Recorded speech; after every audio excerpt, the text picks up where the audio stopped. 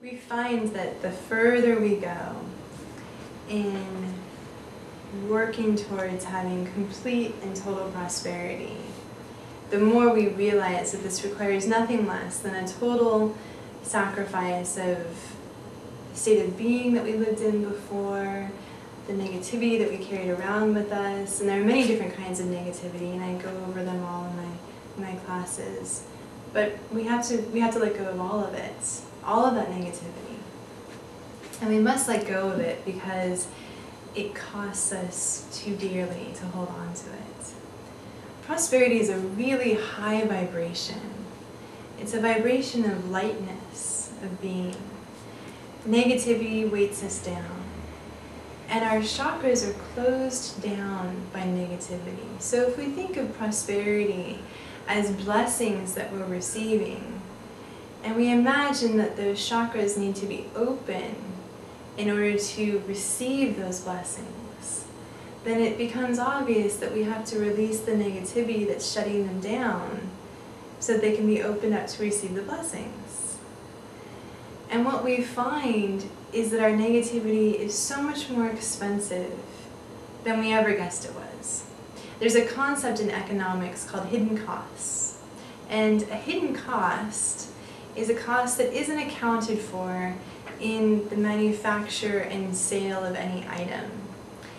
Generally, the way items are sold is that the amount of labor and materials and the cost of labor and materials that goes into making that product is calculated, and then another amount is added on for distribution and for sales and everything else. All the things that they can actually measure are accounted for in the cost of that item, and then there's a profit that's added on, and a consumer purchases it. But the hidden cost isn't accounted for, and the hidden cost comes up often in environmental conversations, because oftentimes the hidden cost is an environmental one. So for instance, the cost of cleaning up a river that is polluted by the byproducts of whatever this product is, well, that cost isn't accounted for in the price of the item.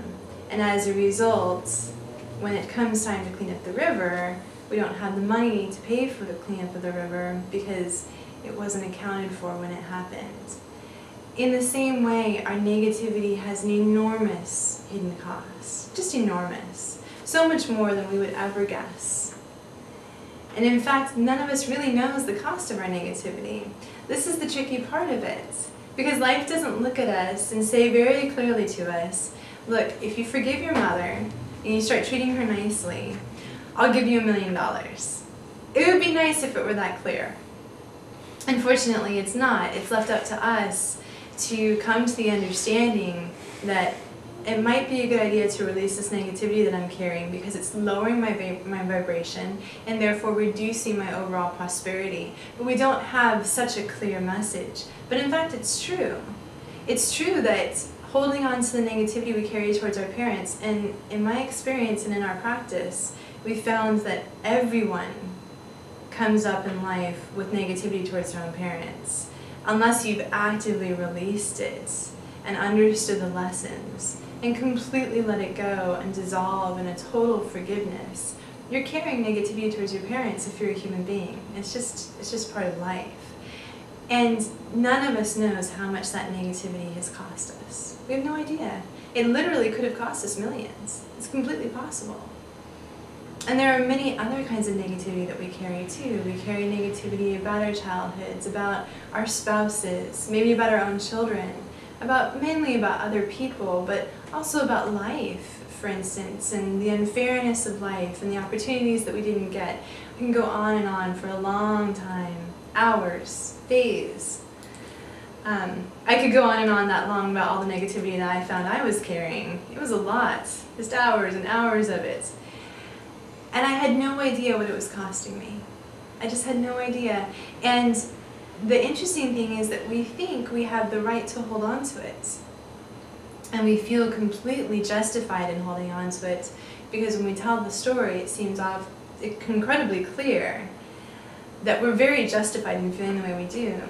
And maybe we are. But it doesn't matter, does it? because it's still lowering our overall prosperity. So we can hold on to our negativity and be self-righteous and justified and lack prosperity, or we can release it and open up that space and lift our vibration so that we're able to receive the blessings that we truly long for in the first place. The choice is ours. I think most of us, when we understand this, understand the motivation to release the negativity.